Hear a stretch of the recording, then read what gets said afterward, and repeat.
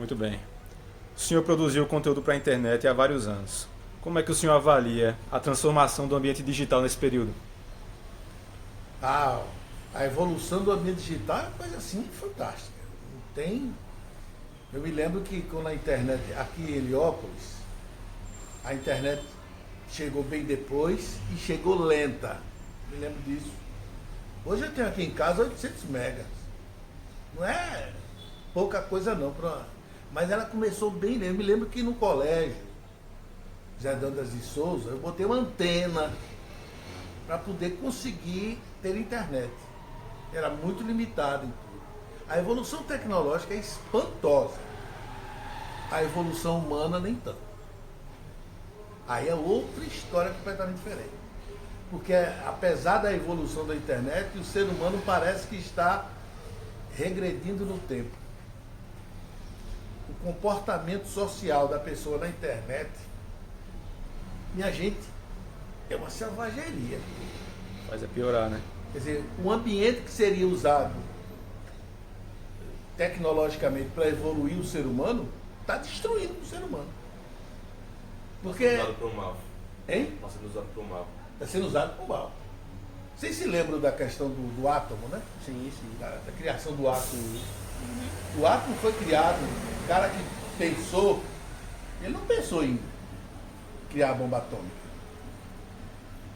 Mas aí pegaram a coisa para, sei lá, acho que um karma nosso da gente ter de 10 pessoas, duas que se ligam na bondade da coisa, né?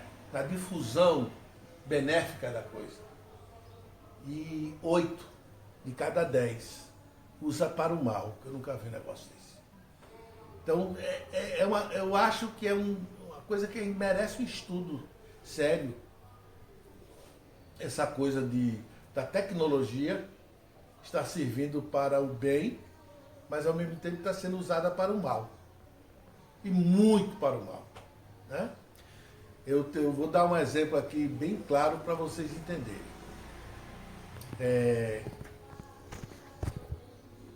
A questão da notícia, por exemplo. Eu sou muito crítico.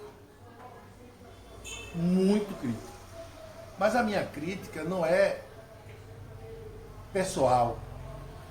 Não é para atingir a sua intimidade, cada um faz sua vida o que entender. Mas eu estabeleço um padrão a partir da minha criação, da vida, do que eu li, daquilo que formou a minha personalidade. Eu estabeleço, como vocês fazem, o que é bem e o que é mal. E aí eu digo, isso está errado. E às vezes eu sou, como é que eu diria, enfático nisso. E uma certa feita aqui em Heliópolis, eu na parte de educação, não quero estabelecer aqui um padrão de ideologia, mas do ponto de vista educacional, Heliópolis teve um crescimento fantástico na estrutura. Né? Vocês se lembram, vocês estudaram, que é a época aqui que eu tive aluno que vinha de Jegue para a cidade. Quando o Valdir Pires era uma escola, começou como escola que eu fui vice-diretor, depois virei diretor e sempre fui professor de português. O Valdir Pires, nós tínhamos aqui na região a melhor escola do ponto de vista intelectual. Os alunos aprendiam, devoravam mesmo. O que você colocava para eles aprenderem, eles aprendiam. Sim, tem aqueles que não queriam nada, como sempre tiveram. Mas a escola era top do ponto de vista da aprendizagem. E não temos mais no município nenhuma escola hoje do padrão do Valdir Pires há 20 anos atrás, 30 anos atrás. Mas nós temos o José Dantas de Souza, que é uma escola, do ponto de vista estrutural, a melhor escola. De longe. Tem cidades aqui que não tem uma escola como o José Dantas de Souza. E o José Dantas de Souza chegou a ser a 33ª cidade em termos de conhecimento, de padrão de aquisição de conhecimento. Das escolas públicas do estado da Bahia, tirando, claro, as escolas militares. Né? Chegou a ser isso. E quando você vai ver, há um declínio da educação municipal. Então eu fiz uma crítica aqui a um secretário, a um ex-secretário de Educação, primeiro pela escolha dele. Porque você que sabe, aqui em Heliópolis a gente não escolhe pela competência, pelo lado político. Se você me ajudou na campanha e você tem um diploma, eu lhe chamo. Não me interessa se você é bom ou não. Eu estou retribuindo o que você me ajudou na campanha. Então, teve um secretário aqui que assumiu a condição de secretário exatamente porque o irmão dele investiu no prefeito. Não vamos falar de nome. Sim. Investiu no prefeito. E o prefeito colocou como secretário de Educação. Eu fiz então um vídeo no YouTube analisando isso. Os números da educação em Heliópolis, como estava, e por que a decadência. E uma das citações que eu disse era: o atual secretário, por exemplo, só assumiu sua condição de secretário por causa da barganha política. E esse secretário ficou zangado com isso. Primeiro ele fez uma denúncia na delegacia de polícia, né, contra mim. Essa denúncia não foi aceita pelo juiz Cícero Dantas. Reparem vocês o que é. Né? E aí vocês comparam com a evolução digital para vocês verem onde é que nós estamos. O juiz não aceitou. Ele entrou com recurso em Salvador. Caiu na mão lá de uma desembargador, que mandou o juiz apurar o fato. O juiz apurou e negou. Me inocentou. Porque era queixa-crime, gente. O juiz até disse que era incomum na justiça baiana jornalista ser processado criminalmente. O normal é você colocar no cível para exigir indenização, etc, etc. O juiz negou. E ele recorreu. Ele tinha certeza que eu seria condenado. Porque não é comum isso. E aí pediu para... caiu na mão de uma juíza que rapidamente... Olha, foi um negócio assim de menos de um ano. Essa briga toda durou menos de um ano. E eu fui condenado criminalmente a, parece que 2 meses de prisão. E a juíza converteu a minha prisão em pagamento de 2 salários mínimos. Pagamento mesmo, de dinheiro. O Estado revertendo minha prisão e lá o advogado chegou e me disse que por ser uma pena insignificante nem ia manchar o meu currículo. Se você for lá, eu ainda não sou réu primário, como eles chamam, né? Uhum. Mas vocês vejam o que a internet digital hoje nos causa. Todos os processos que eu tenho na justiça hoje são consequência do meu trabalho jornalístico. Um ex-prefeito de Heliópolis me processou.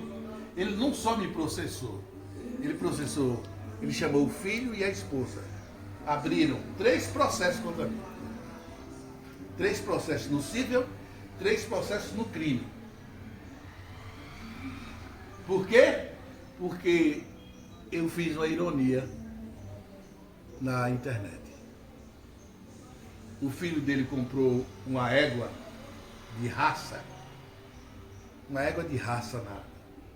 naquele canal do boi, e pagou à vista 50 mil naquela época. E o ex-vereador Mundinho do Tijuco botou o apelido de Eguinha Pocotó. É a minha cara dele. Aí eu peguei isso e fiz um pequeno texto, né, sobre essa questão, tirando uma ironia de como um filho de um prefeito desempregado, sem ter as condições, consegue comprar um Eguinha Pocotó no canal do boi na internet. Estou processado até hoje por causa disso. Lanzotti, o senhor acha que o aumento das ações judiciais envolvendo essas publicações na internet, como o senhor mesmo falou, pode acabar gerando autocensura entre os criadores de conteúdo? É autocensura. Não pode gerar, não. É autocensura. Porque se você. Cabe um estudo de todos os meus processos que eu tenho na internet. Eu tenho hoje para mais de 10 processos. E todos aqui de Heliópolis. Todos aqui de Heliópolis. Ex-prefeito, a mulher, o filho, depois vem agora o secretário de Educação, depois vem um vereador. Com relação à criação de conteúdo digital, Exatamente. Né? O caso desse vereador, minha gente, é um caso assim absurdo. Porque ele pegou, literalmente, aumentou o salário dele, e não pode. Aumentou o salário dele. Ele era presidente da Câmara e ele baixou. A partir de hoje, eu vou ganhar tanto. O Tribunal de Contas achou isso um absurdo e mandou ele devolver tudo. Até hoje ele não devolveu. E eu botei, inclusive, a semana passada, um vídeo explicando quem é que estava devendo em Heliópolis. Teve até um rapaz de São Paulo que não tem culpa nenhuma, coitado. Foi vereador aqui, pagaram a mais a ele, e ele está com o nome lá no sistema, ele está devendo ao município. Então, tudo isso que eu coloco, aí o cara vem e me processa. Ele está pagando multa ao Tribunal de Justiça, mas um juiz diz que isso é ofensa à honra da pessoa. Quer dizer, assim, vocês estão entendendo? O cara é eleito publicamente, eleito pelo povo. Ele pega um mandato que é do município, é do Estado, e ele não pode ser julgado. Ninguém pode julgar. Isso é censura. Isso é censura. Agora imagine vocês, pensem vocês. Lula todos os dias na internet é chamado de ladrão. Vocês já viram isso? Sim. Chamado de ladrão. E isso aí o que é? Quer dizer, eu digo que um secretário fez uma barganha política para chegar ao cargo e eu estou denegrindo a moral dele. Mas alguém chama o presidente da República de ladrão e você não vê nada. A gente tem percebido muito essa questão do conflito de princípios, né? Porque a gente sabe que o direito primeiro tutela a vida, depois tutela a liberdade nas suas principais instâncias. E uma das principais instâncias da liberdade é justamente a liberdade de expressão, é o direito de se expressar. E dentro disso, dessa produção de conteúdo digital, dentro dessa perspectiva agora que qualquer coisinha, né, gera aí uma questão que você deve se preocupar com o politicamente correto, que palavra vai usar, porque até mesmo uma palavra, hoje já tem pessoas que se ofendem, né? Uma única palavra ali que é colocada, já diz, olha, está ofendendo a minha honra, está ofendendo isso, está ofendendo aquilo. Então, professor, quais são os principais desafios que o senhor acha atualmente para estar se produzindo conteúdo digital sem se intimidar e fazendo sempre se valer da liberdade de expressão? Eu tenho um princípio na minha cabeça que é o seguinte: leis no Brasil a gente não precisa mais. Eu acho que as leis foram criadas no Brasil com a real intenção de acabar com esses conflitos. O problema não são as leis, são os juízes. Está entendendo? São as pessoas. O tanto de deturpar.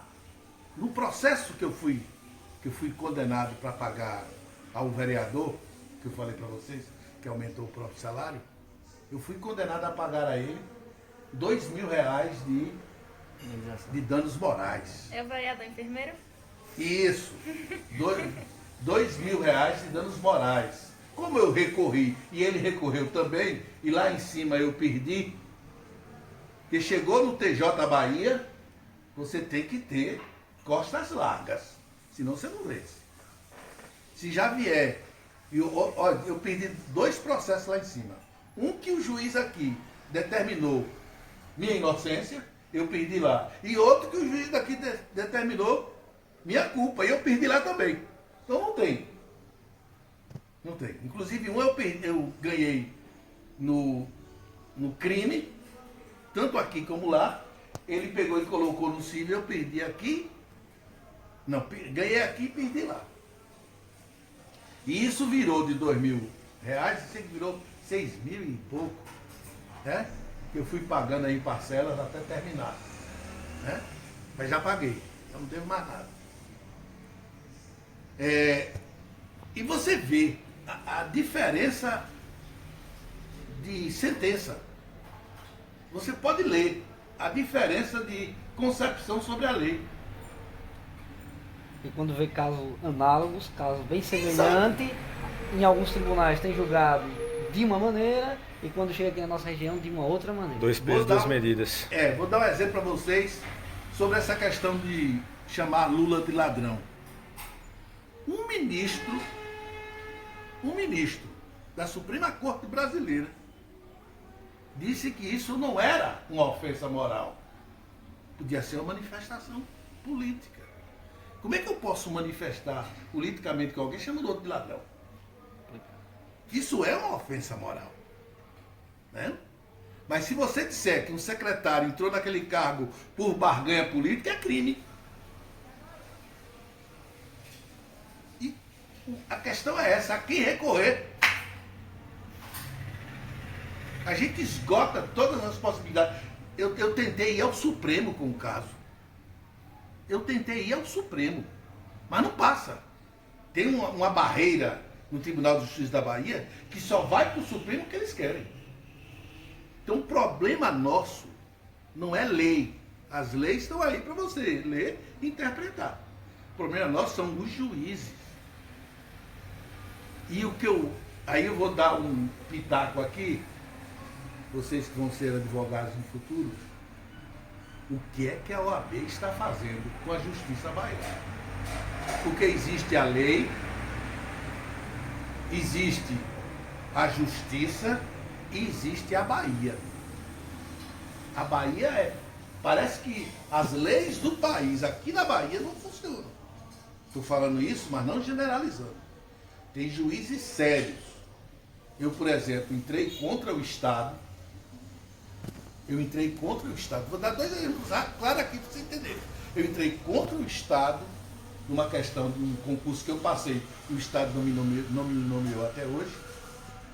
E eu venci em todas as instâncias. Por unanimidade. Sabe o que é por unanimidade? Sem ter um juiz contra. Mas até hoje não fui nomeado. Tem a outra questão. Quando a lei funciona, o Estado é poderoso, faz o que ele quer. Estão sacando? Agora, tem caso, por exemplo, que eu processei uma pessoa aqui, filha da vice-prefeita, e tem 6 anos, se eu não me engano. O processo ainda não teve sequer a primeira audiência. Minto. Teve a semana passada a primeira audiência e ela não foi localizada. Minha advogada foi que me representou lá, porque como ela não foi localizada, eu não fui e ela foi me representar. Mas não teve nada. Até hoje, 6 anos. Em 6 anos eu já fui condenado 2 vezes em outros processos que foram que deram entrada depois do processo que eu dei. Então a justiça contra mim, né? Não sou eu especificamente sozinho nisso. Com muita gente acontece. Ela voa.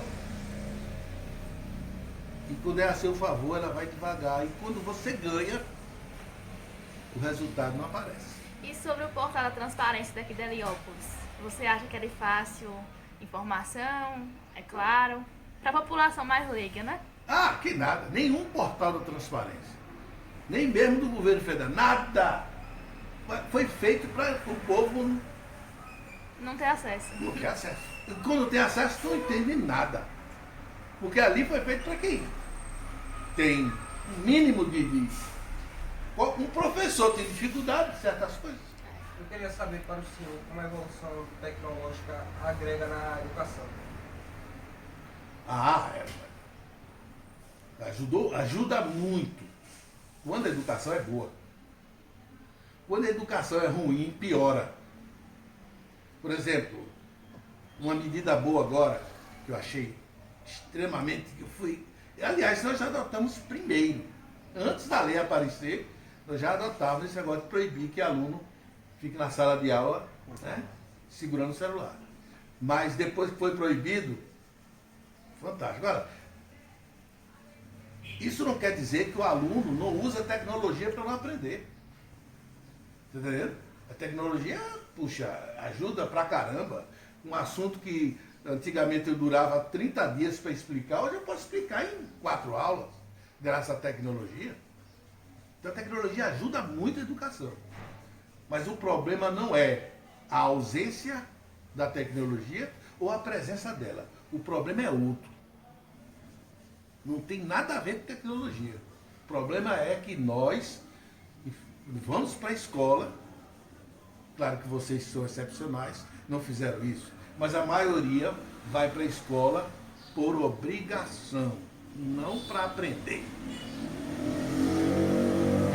Ou, dos que vão para aprender, você tem uma parte que vai de fato para comer o conhecimento, uma outra parte para adquirir uma profissão para vencer na vida. Que não é ruim, é bom que se diga, não é ruim.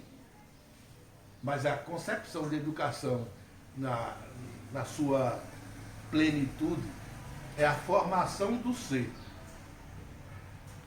O cara ter conhecimento. Vai além da carreira, né? Vai além da carreira. Professor Landes, em relação aos conteúdos que o senhor publica, alguém já tentou usar algum conteúdo do senhor e manipular, bagunçar? A gente sabe que essa inteligência artificial hoje, tem muita gente que você coloca alguma coisa, e tem pessoas que às vezes quer pegar um vídeo, um arquivo, Tirar de contexto. Tira do contexto, recorta, usa às vezes a voz para fazer uma outra coisa. O senhor já se deparou com alguma coisa assim do tipo? Não, que alguém tenha manipulado, não. Mas que alguém tenha entendido mal, eu tenho vários exemplos. Né? Tem um rapaz meu aqui de São Paulo, é um inscrito no meu canal, e eu fiz uma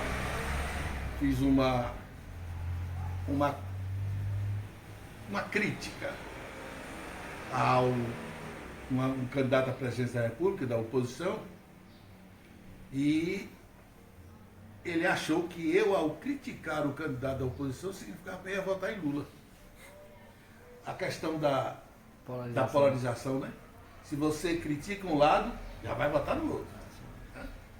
E eu tive que me explicar a ele, dizendo a ele que não tem nada a ver com o meu voto.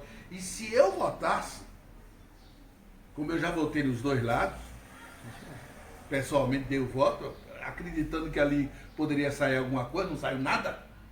E por isso hoje eu não voto mais nenhum dos dois. Estou procurando a terceira via, um candidato, né, que possa... Estou procurando, não encontrei ainda, mas estou procurando.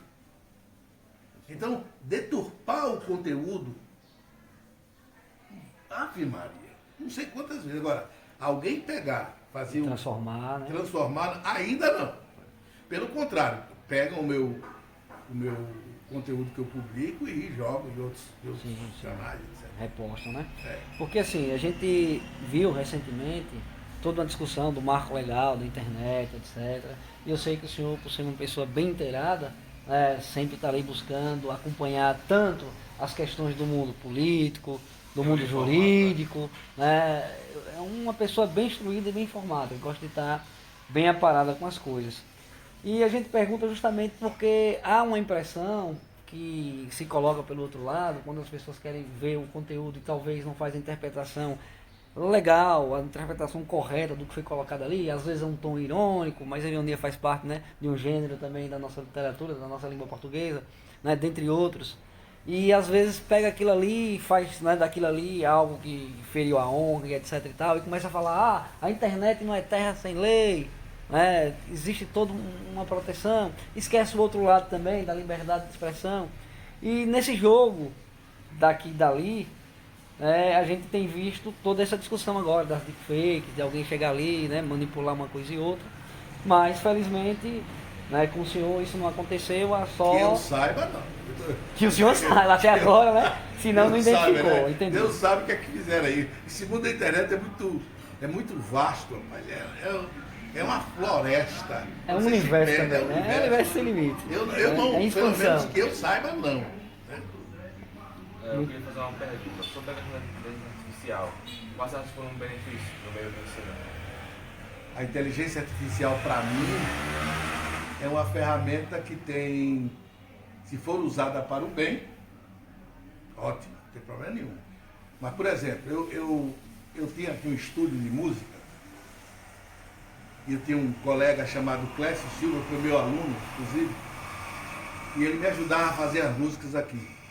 Eu sou compositor desde cedo e fazia minhas músicas e tal, sem vocação para ser artista, né? Um hobby. Era um hobby. E aí eu resolvi criar uma banda aqui de Heliópolis, chamei Clécio, que ele toca vários instrumentos, minha filha toca também vários instrumentos, então meu sonho era formar uma banda. E fiz um estúdio aqui, comprei o material, fiz estúdio. E algumas alunas minhas vieram, gravaram algumas músicas minhas e tal, que eu uso muito no meu canal. Mas agora eu tenho um estúdio de inteligência artificial na internet.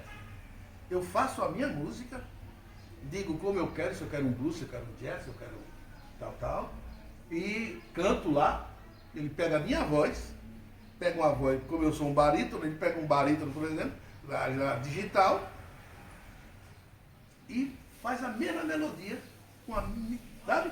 E aí bota os instrumentos que eu quero e faz sabe? Isso é um benefício fantástico.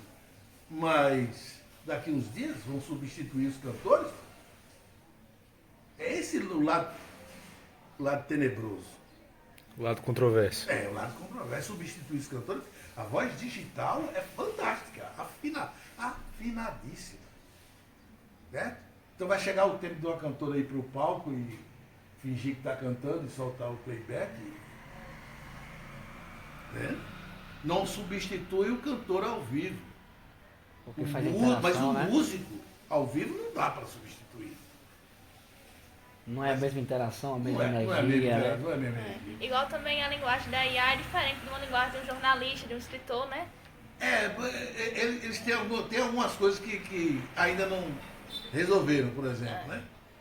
Eu tenho uma música, por exemplo, que fala a palavra roto. E eles não conseguem pronunciar roto, eles pronunciam roto. Eles não conseguem fechar as vogais e abrir. Eles não têm ainda essa expertise. Falta esse entendimento subjetivo ainda da inteligência artificial. Exatamente. Tá vendo? Mas eu acho que toda evolução é bem-vinda. Agora, quando ela começar a substituir pessoas, aí é questionável. Professor, assim, para alguém que gostaria de produzir conteúdo, de entrar nessa esfera, né? Inclusive num cunho crítico, como o senhor faz, os seus projetos digitais, né? Que conselho o senhor daria? Que cuidados eles deveriam ter para, por exemplo, não esbarrar em determinadas situações aí, jurisdicionais, de processos, etc e tal, como o senhor passou por alguns? Eu aconselho, quem quiser entrar na questão do jornalismo, né? Evite jornalismo político. Evite jornalismo político. Jornalismo político você nunca vai agradar. Se você tiver um lado político e você fizer uma reportagem sobre esse lado político que você gosta, você vai encontrar gente para achar que você fez porque você fez uma crítica. Não pode criticar um amigo. Não pode criticar. É meu amigo. Você é meu amigo, você não pode criticar. Como é que é? Aí é que eu tenho que criticar. Entendeu? É aí que eu tenho que criticar, porque o seu sucesso é o meu sucesso. Também. Mas saia de política. Eu não aconselho ninguém a fazer jornalismo político. Mas tem outras áreas aí que você pode, sabe? Jornalismo de viagens. Tem coisa melhor no mundo, você não tem crítica nenhuma. Eu viajo aí, falo da cidade, da história das cidades. Não vejo ninguém. Pelo contrário, recebo elogio. Gente que escreve pra mim, melhor vídeo sobre minha cidade, obrigado, não sei o que deu. Bacana. Aqueles elogios que você não vê por aí. Você encontra no jornalismo de viagens, no jornalismo por exemplo, sobre educação, sobre ciência, sobre tecnologia. Saia do jornalismo político. Se você não quiser se você quiser que sua vida tenha sossego.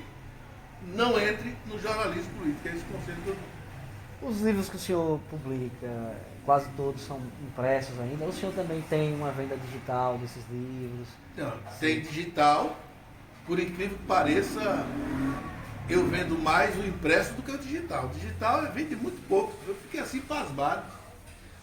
Um dia desse eu recebi um royalty por R$ 25 reais de 3 livros que eu vendi na Espanha. Provavelmente algum brasileiro lá comprou digitalmente o livro. E é digital. E essa pessoa que comprou o livro lá na Espanha mandou para o Amazon, que é o Amazon onde eu publico os livros, ele tem digital, ele também tem impresso. E ela se queixou, disse que como é que ela faria para comprar o livro físico, porque no Amazon cobra muito, tem muito imposto e tal, o livro acaba saindo 3 vezes mais que o mercado, e é verdade. Então talvez por isso seja uma barreira, a cobrança de impostos do livro físico tem impedido que o digital cresça. E eu vendo mais o livro físico do que o digital. Aqui no Brasil, agora lá fora, eu não tenho esse levantamento, mas o livro digital é uma saída boa, mas nem comparável você pegar o livro na mão e tal. Não tem Com certeza. como. É outra história. Quanto nessa era agora que tudo que se imagina, tudo que se fala é fake news. Qualquer informação que colocou ali, já é fake news, é fake news, é fake news. Qual a preocupação dessa checagem, dessas informações? O senhor sempre faz uma análise antes? Como é que o senhor tenta se precaver também de um possível relato, de algo que o senhor publica ali, que pode levar, né, também por esse cunho? Ou o senhor, assim, não tem uma preocupação assim, com fake news, porque o senhor já sabe da sua fonte, etc. e tal? Olha, e aí entra a pergunta da inteligência artificial que me fez, a utilidade da inteligência artificial. Eu nunca uma notícia minha foi contestada. Foi mal interpretado. Foi mal interpretada, mas nunca foi contestada. Do ponto de vista da informação, não. Por exemplo, essa mulher que foi recentemente encontrada dentro de uma cisterna, hoje de manhã, logo depois você mandou uma mensagem, chegou uma mensagem de uma menina, uma diretora, professora do estado de Candiba. E mandou: professor, o senhor noticiou isso aí, mas tem mais coisas nessa história. Aí ela, mas por que? Eu perguntei, por que tem mais coisas? Imagina o senhor, uma cisterna com 10 metros de profundidade, 3 metros de água, uma mulher passar 5 dias ali dentro. Tem alguma coisa errada nessa história. Entendeu? Ela pegou a notícia que já circulou por vários e tal. Mas eu, por exemplo, de todo esse tempo que eu trabalho com notícia, eu tenho sempre o cuidado de, mesmo que a notícia eu pegue, por exemplo, do Jornal à Tarde, ou que eu pegue do Bocão News, ou que eu pegue de Correio Brasiliense, Globo, quando a notícia interessa aqui a região, eu vou checar para ver se eu encontro mais informações, para não ser apenas uma cópia daquela notícia, e até saber. A notícia foi publicada ontem, de ontem para hoje. Será que não evoluiu nada? Aí eu vou lá e tem um Gemini, tem um Copilot, que eu pesquiso sobre isso e tenho confiança. Né? E aí eu vou pesquiso para não sair a notícia dentro do mar. O senhor já teve que manter fontes sigilosas nas suas informações? Muito, até hoje. Eu tenho uma pessoa em Cícero Dantas que me manda notícias de Cícero Dantas e me manda mesmo a foto, e ele bota embaixo: não se esqueça, eu não lhe falei nada. Manzotti, Já houveram, em sua experiência, situações em que pressão jurídica, alguma controvérsia assim, te impediu ou então te deixou em dúvida de postar algum vídeo, publicar algum conteúdo na internet ou não? Pressão jurídica? É. Tá numa dúvida, né? Aquela informação ainda. Quando aquela informação vai afetar pessoalmente a pessoa, eu não publico. A intimidade, Vou dar um né? exemplo aqui. Vou dar um exemplo aqui. O filho de um prefeito que me processou teve um caso com uma garota. Ela engravidou, teve filho, papapá. E começou então a luta da mãe, da avó, para criar a criança. Né? E aí foi para a justiça, para ver se ficava com a mãe, que é solteira, ainda estava estudando, coitada, ou vinha para casa da avó. E ela então soube disso, quando ela soube que ele tinha me processado, ela me procurou em Aracaju, né? Nessa época. Eu estava ensinando Aracaju, ele me procurou e me mostrou vídeos do ex-namorado em situação de bebedeira, que você possa imaginar, esculhambando, levantando a garrafa de uísque, dizendo assim, isso aqui quem pagou foi o povo de Heliópolis. E esse lance em Ribeiro do Pombal. Bêbado. Bêbado assim, sabe? E com a garrafa bêbada, xingando e tal. Ela me deu esse vídeo. Disse, publica aí desse miserável aprender. Eu digo, não, isso aqui é questão pessoal. Aí pedia a ela, não, leve seu vídeo. Não fique você, eu digo, vou ficar, agora não vou publicar.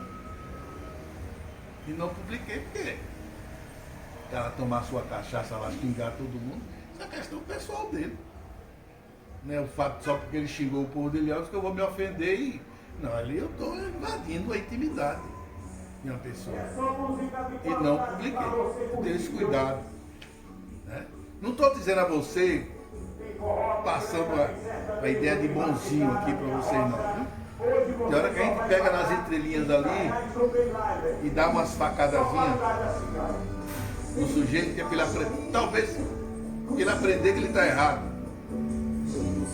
De forma metafórica. Para evitar, inclusive, maiores problemas. Mas eu tenho esse cuidado de separar o cidadão do cargo dele. Se aquilo ali é do cargo dele, eu desço lá madeira, não tenho pena. Agora, se é da vida dele, eu não entro. Já aconteceu também de alguém usar comentários do blog para cometer algum crime de calúnia, de alguma coisa assim? Contra mim? Contra outras pessoas ou contra você? Já, mas não teve nada não. Nunca teve alguém pegar um comentário, né? Contra mim já teve, vários. Eu nunca me importei muito. Porque eu acho que o problema está quando eu escrevo. O que vale é a interpretação do outro. Se ele interpretou mal, é porque não está alfabetizado a meu nível para chegar aqui ali. Então, deixa pra lá. Não vou nem rebater. Agora, quando é um comentário dentro da coisa que eu vejo que tem, como é que eu digo, substância, aí eu dialogo, né? Professor, no seu blog o senhor já postou algumas matérias assim, a título de combater desinformação disseminada, como tem hoje no Brasil, por conta da polarização política, por exemplo. Você vê lá uma informação que você sabe, não é bem assim, então eu vou tentar fazer aqui algo para que as pessoas pensem melhor sobre esse tema. E para acrescentar, acha que a inteligência artificial pode prejudicar o andamento das eleições esse ano? Ave Maria. Não só prejudicar, como eleger candidatos com mentiras. Nós temos no Brasil vários deputados que foram eleitos com mentiras. Não é nada daquilo que você está falando. Eu tenho um pastor, por exemplo, que foi eleito deputado federal no estado aí. E a vida dele, meu amigo, é de crime. Ele é um criminoso e ele está eleito deputado federal. né? Assim como os crimes eleitorais na internet derrubou a eleição de muita gente boa. Né? Ele derrubou a eleição. E esse ano, a justiça brasileira não está preparada para a internet. Porque uma mentira, ela, em uma hora, ela consegue fazer um arraso. Daqui que a justiça vai tomar providência para tirar aquilo do ar, ou sei lá, meu amigo, já era. O estrago tá feito. Está feito. É aquela história, uma flecha lançada já foi, né? Exatamente. Então é muito difícil você lutar contra a mentira. Você precisaria de um país educado, que como vocês podem ver, não é o caso do nosso. Né? Não é o caso do nosso. Só para vocês entenderem, meu canal no YouTube tem um vídeo que já ultrapassou 100 mil visualizações. Não é de debate, não é notícia, não é nada. É só de um enterro.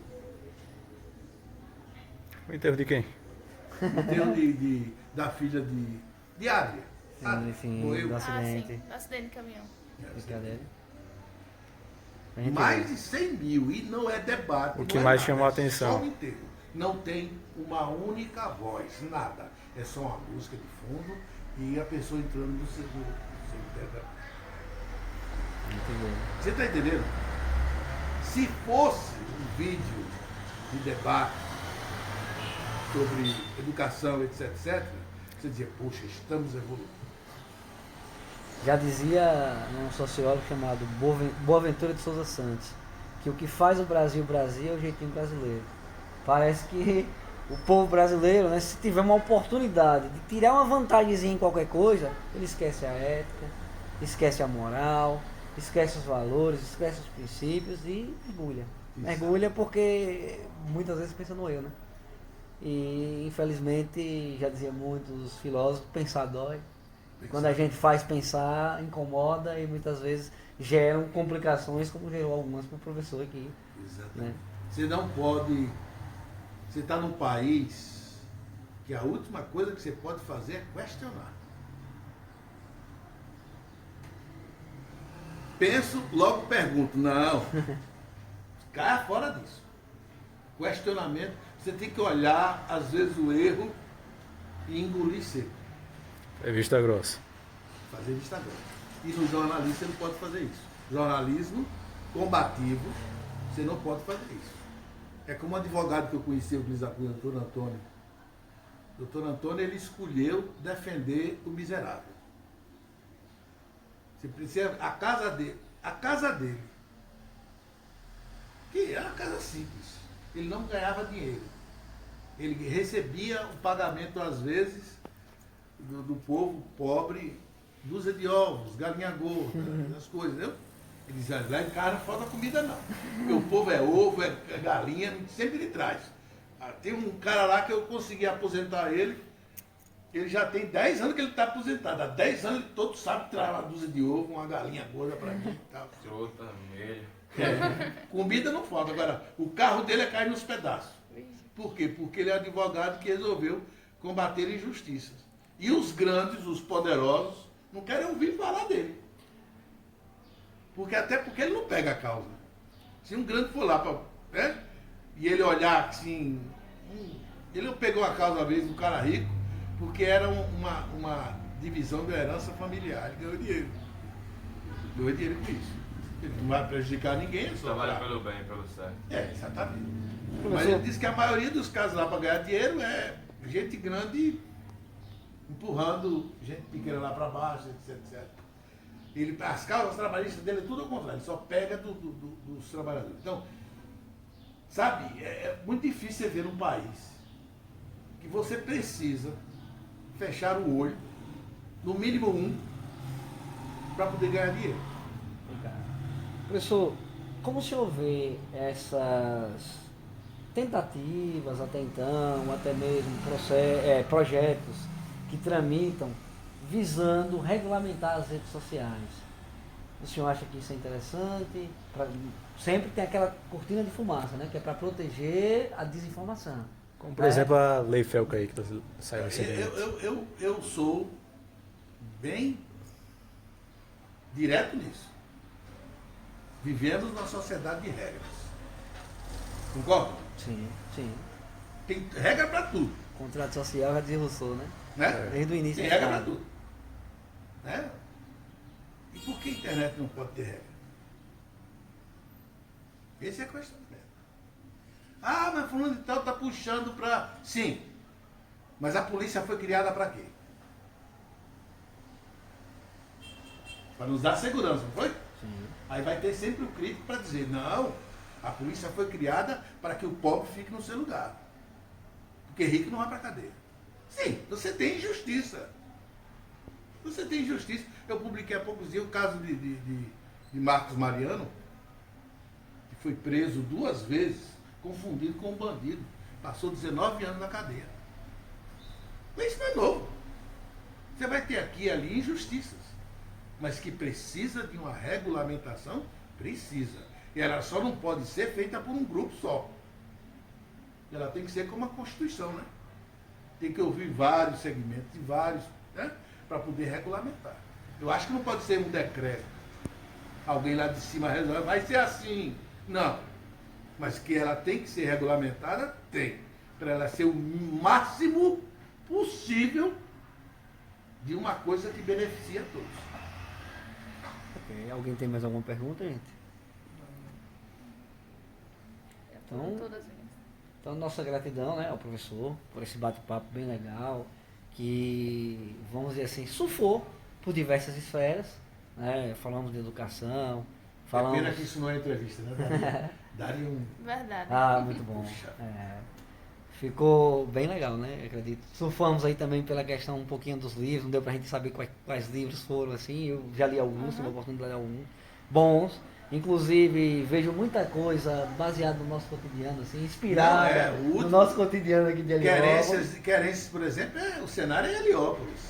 Mas não é o Heliópolis que é Heliópolis que eu gostaria que fosse. A Mulher do Pé de Cabra mesmo, eu vi algumas questões que achei bem interessante, que vi algumas questões que nos lembra a política de Heliópolis. Muita coisa da política de Heliópolis, porque Heliópolis é o meu laboratório.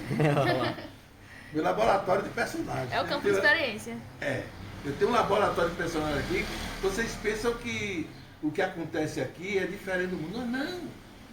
Aqui é uma síntese do mundo. Então você pode criar personagens aqui que farão, não sei se farão sucesso, que até hoje eu não fiz sucesso. Meu livro mais conhecido fora daqui é Cariri Sangrento, por causa lá de Juazeiro do Norte, aquela região do Cariri do Ceará. Lá venderam muitos livros e eles espalharam por lá e tudo. O senhor usou alguma inteligência artificial para escrever seus livros ou não? Não. Hoje, vou lhe explicar como é que eu estou. Nesse livro que eu estou publicando agora, eu utilizei muito inteligência artificial para informação. Por exemplo, a capa vocês vão ver a capa futura, a capa do livro, como a mulher que eu estou escrevendo, ela existiu, Brígida Alencar, foi lá naquela região do Cabrobó, Pernambuco, papapá, e eu não tinha uma foto dela. É aí que entra a inteligência artificial. Então eu cheguei, passei as características, tal, e eles me fizeram uma foto do que seria, né, do que seria Brígida Alencar em pleno século, final do século XVII e início do século XVIII. Interessante. Tá vendo? Usei inteligência artificial. Pronto, bem pensado, né? Entendeu? Peguei o casarão, que até hoje está lá em pé o casarão. Mas o casarão foi muito reformado. Então peguei a inteligência artificial, esse casarão, até hoje está assim, mas ele foi criado. Como é que ele seria no final do século XVIII? Aí ele vai lá a inteligência artificial e faz. Então, para isso aí eu uso inteligência artificial. Dúvida. Por exemplo, tem uma história, os tropeiros que passam no romance. Poxa, como é que eu vou descrever um tropeiro do século XVII? Tem que ser o mais próximo possível da realidade. Aí eu vou lá na inteligência artificial e pergunto a ele, como seria um tropeiro em pleno século XVII, no sertão de Pernambuco, papapá. Aí eles me dão uma descrição de como são esses tropeiros. Eu aproveito isso, lógico, para inserir na história dentro da minha visão do romance. Então, a inteligência artificial, para usada para o bem, é assim. Agora, chegar a inteligência, escreva um romance. E a inteligência, não dá. Não combina, sabe, é uma disparidade incrível daquilo que você quer retratar. Não dá. Não fica humanizado, né? Hein? Não fica humanizado. Não fica humanizado. Aí você usou a palavra certa. Faltou a questão humana, não tem. Bem legal. Uma questão que a gente tem visto muito é até a gente mesmo se pega, às vezes, errando palavras assim simples do dialeto português na hora de escrever, porque é acostumado em estar às vezes digitando, às vezes abreviando, né? Tem horas que você fica assim na dúvida e que às vezes assim, o português como ele é muito complexo, na gramática então, tem palavras que a gente às vezes não sabe ali ao certo aquela regra daquele momento, mas por leitura... Ou até aprendeu, mas já esqueceu. Já esqueceu. E pela leitura a gente lembra de onde está o acento, que tipo de acento é, como é que é. Mas depois dessa questão da gente estar aqui usando muito o celular, tem horas que você bate aquela dúvida numa palavra simples. E agora, onde é que está o acento? Hoje com inteligência artificial, se você errar corrige, o português, é porque a inteligência errou. Porque ela erra. Ela erra também? É o que eu ia lhe perguntar. Porque muitas vezes eu uso... Estou ali, faço meu texto, termino um artigo, né, um trabalho e peço para ela me dar uma correção, né, da gramática. Aí ela faz lá, né? Aí eu queria saber, como o senhor tem experiência, né, e corrige muita redação e tudo mais, se ela também consegue errar. Faça o teste, vai na inteligência artificial e pergunta sobre Heliópolis, você viu tanto de coisa errada que tem. Aí você vai dizer, não é assim não, foi assim, tal. Ela corrige. Ela corrige. E é bom porque ela já vai passando aquilo para outro. Ela fala, desculpa, você está certo, vou repaginar. Exatamente. Vou refazer.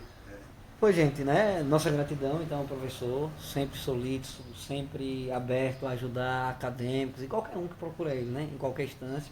Eu acompanho o blog dele, minha família também tem, assim, um cunho político, e eu já vi muitas coisas no blog, né? E, assim, nunca vim fazer uma discussão, etc e tal, porque... eu consigo compreender ali a forma que ele escreveu, a forma de pensar, mas aquilo que ele disse. Muitas vezes, tem pessoas que às vezes vê aquilo, distorce e traz de uma maneira diferente. Eu sempre gostei, sou inscrito no canal, vira e mexe eu tô lá, dando uma olhadinha, vendo o que tem de novidade. Eu queria um dia, aproveitando essa ideia de vocês, eu queria um dia fazer um podcast só com estudantes de direito. Deve ser bacana. Fica aí o convite. Pra gente equiparar o direito hoje com o que vocês querem pro futuro e tal. É bem legal. É bem legal. Vocês estariam dispostos a um dia quando eu... A gente vem. Com certeza. Vem. Tem que armar estrutura aqui. Sim, senhor. Eu já tenho várias câmaras, já pode, né, ter vários ângulos, já posso fazer isso, mas eu não tenho ainda a expertise de fazer essa gravação ainda pra gente ter uma coisa de qualidade, né? Mas pode contar com Quando eu tiver, eu vou falar com você convida esse Sim, povo, senhor. Eu trago sim. pra gente fazer aqui um podcast. Será um prazer Vocês também. se formam quando? Aí depende. Eu estou um pouquinho mais avançado, porque né, eu venho ali já de um processo que comecei e parei, mas os colegas aqui ainda tem mais uma jornadinha um pouquinho maior pela frente. É? Eu tô no terceiro período. 3 anos. 3 anos? Terceiro período, a gente. 3 anos. Você né? também terceiro? Terceiro. 3 anos e meio. A pai. base É. são crescendo. 3 anos e meio. 3 anos e meio. Estamos no segundo ano agora, no caso, na metade do segundo ano. A minha esperança é que tenha espaço para vocês, não só na advocacia, que tem. Aqui tem Vinícius, tem Antônio ali, tem. Marcondes, Gabriel, Padre Matheus. Gabriel Nildo, Gabriel. João Antônio, né? Isso. João Antônio. Tem muitos. Aqui tem 11 já. Tem 11 já. Já. E se o governo abrisse espaço para essa intelectualidade, que espaço ele quer? Delegado a gente não tem, tem? Não tem, não. Não. Zero. Há muitos anos já sem delegado. Desde que o doutor Nilson se aposentou. Aí por que o governo bota o delegado em Heliópolis? Porque o delegado hoje, é quanto? É 14 mil? 14 mil e cacetado. 14 mil e cacetado. Fora as benécias, né? Fora a benéfica. 14 mil. Ele vai Mas o receber governo, um o governo não quer ter. Ele prefere que o caso aqui vá para Ribeiro do Pombal, mas ele não bota o delegado aqui. Concurso seria- público para delegado no estado da Bahia já tem um tempinho. Brigadeiro. Não é só concurso para delegado, não. Tem Várias perito, áreas. várias Muitas áreas, áreas do Ave Maria, direito. que o governo não faz. Porque o governo só pensa em eleição. A utilidade do Estado hoje é para pegar esse governador e fazer o próximo governador. E não de elevar a condição nível do Estado. O nível do Estado. Exatamente. Pois, professor, nossa gratidão mesmo. Muito Eu falo obrigado. de você, viu? Pode ficar à Pronto. vontade, pode ficar à vontade.